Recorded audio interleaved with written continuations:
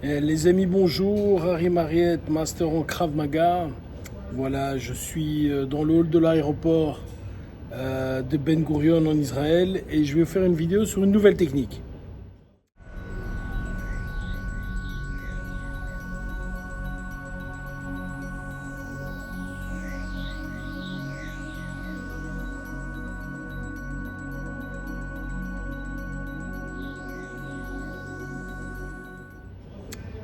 Voilà, j'ai passé les fêtes de Noël et de Nouvel An ici en Israël, ce qui m'a permis de visiter un peu, de travailler, etc.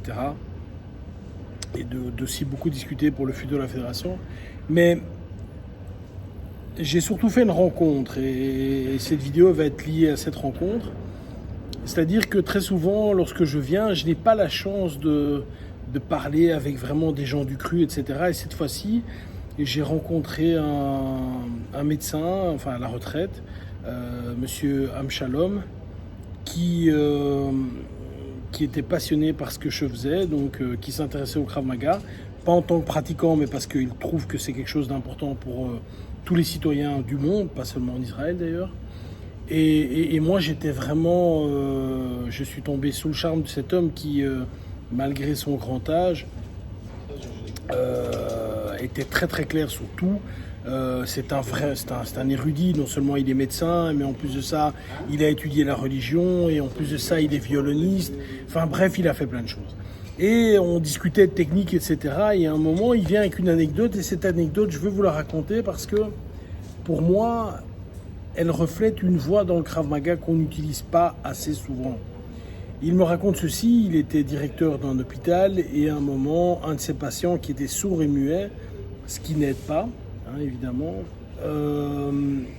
est venu le trouver lorsqu'il allait prendre son service et lui a mis un cutter sur la carotide.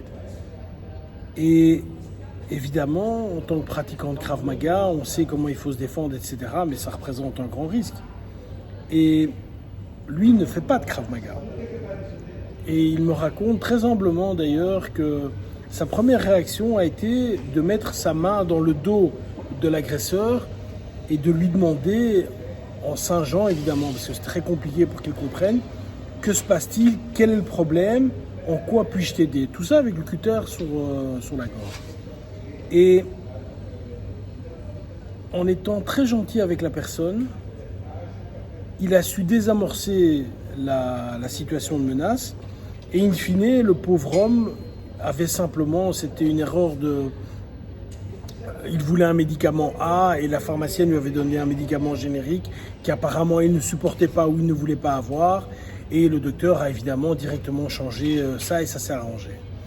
Pourquoi est-ce que je parle de ça? Parce que intuitivement, cet homme ne faisant pas de Krav Maga a eu la bonne réaction. Et la bonne réaction, c'est parfois, lorsque l'on se sent menacé, d'avoir ou d'essayer, si c'est possible, le réflexe de la gentillesse. Le réflexe de « explique-moi ton problème et peut-être je vais t'aider ». Mettre son poing sur le nez de quelqu'un, évidemment, moi j'ai aucun problème avec ça et je ne vais pas dire que je prône ça parce que c'est faux, mais je comprends ça à partir du moment où ta vie est en danger. Donc là, il n'y a pas de problème. S'il n'y a pas d'autre solution que celle-là, bien sûr, il faudra travailler avec tes poings. Maintenant, s'il y a une autre solution et que tu perçois qu'il y a une autre solution, encore une fois, moi je pars du principe que tout combat évité est un combat gagné. Alors, on peut partir, mais on ne peut pas toujours partir dans la vie. Hein. C'est facile de dire oui, il faut partir, mais dans la vie, tu ne peux pas toujours partir.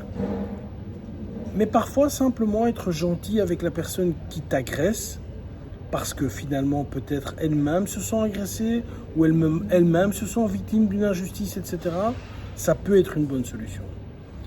Et donc voilà, une petite anecdote, je la donne parce qu'elle me revenait de Gabi Noa également, où à un moment, après un entraînement instructeur, Emil Lichtenfeld avec tous ses instructeurs, donc des gars évidemment très virils, très forts, etc.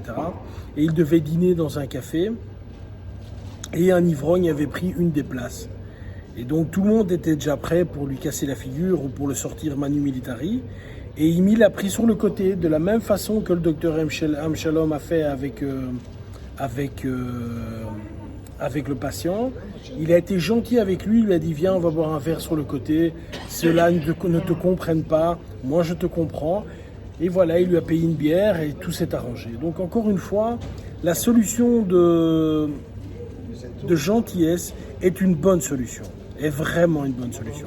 Encore une fois, ne soyons pas idiots. Si tu ne connais pas la personne et que tu vois vraiment que ta vie est en danger, tu n'as pas le temps de pratiquer cela.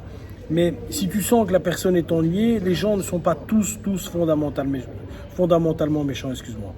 Et donc, si la personne, tu sens qu'il y a un fond d'humanité et que tu peux l'avoir en discutant et en étant gentil avec lui, c'est vraiment une meilleure solution que commencer à frapper. Voilà les amis, une très courte vidéo et je voudrais encore par cette vidéo remercier Georges qui m'a beaucoup appris durant ce voyage.